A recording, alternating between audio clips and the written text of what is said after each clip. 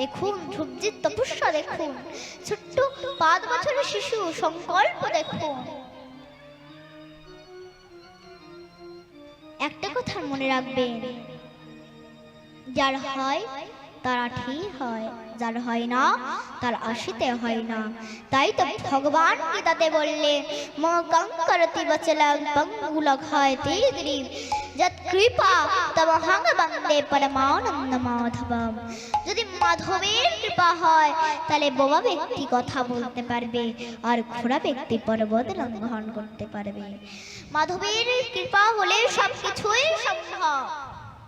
অনেকে বলে না এত অল্প বয়স থেকে ভজন করে রে, যখন বুড়ো হবি মাথার চুলগুলো সব পেকে যাবে, এখন শরীরের চামড়াগুলো জড়ো হয়ে যাবে, কানে যখন শুনতে পাবি না, দাঁত